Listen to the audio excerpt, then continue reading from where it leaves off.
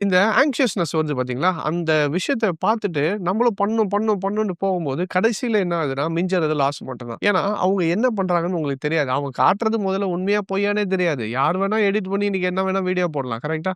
So, முதல்ல நீங்க நல்லா புரிஞ்சுக்கோங்க. ஒருத்தன் பண்றான் அப்படின்னு சொல்லிட்டு ஒருத்தன் காமிச்சானா, இம்மீடியட்டா அத நம்பிட்டு நாமளும் அதே மாரி பண்ண முடியும்ன்றத நம்பி போய் பண்ணாதீங்க. முதல்ல ஆங்ஷியஸா இருக்காதீங்க. ட்ரேட் எடுக்கணும். அந்த சர்ஜ் வரும்போது we have to be very careful. அதே மாரி பார்த்துட்டா, அவன் பண்ணா நானும் பண்ணிடணும். ஸோ, இந்த விஷயத்துல ரொம்பவே கேர்ஃபுல்லா இருங்க. ஏன்னா நெறைய பேர் இந்த தப்ப பண்ணி தான் பல பேர் மார்க்கெட்ல லாஸ் ஆனது.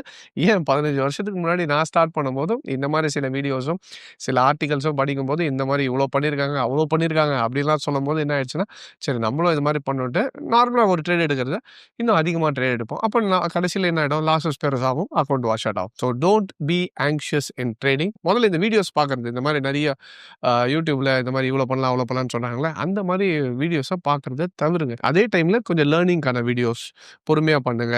மார்க்கெட்ட கத்துக்கிட்டு பண்ணுங்க. பொறுமையா என்னன்றது புரிஞ்சுகிட்டு பண்ணுங்கன்னு சொல்றாங்க பார்த்தீங்களா, அந்த மாரி வீடியோஸ் பாருங்க. இப்ப நம்ம வீடியோஸ் நீங்க பார்க்குறீங்க. இது மாரி நெறைய பேர் அட்வைஸ் பண்றவங்களும் இருக்காங்க. ஸோ அந்த மாரி ஒரு என்ன சொல்றது, நல்ல மோட்டிவேட்டடா இருக்கிற மாரி பார்க்கறத விட்டுட்டு, இந்த ஒரே நாள்ல என்ன சொல்றது, அடிச்சா ஒரே ஸ்ட்ரெய்ட்டா மில்லியனர் தான் அந்த மாரி சொல்ற மாரி வீடியோஸ் எல்லாம் வந்து கொஞ்சம் கம்மி பண்ணிக்கிறது. It will be better. That is the first advice I will give.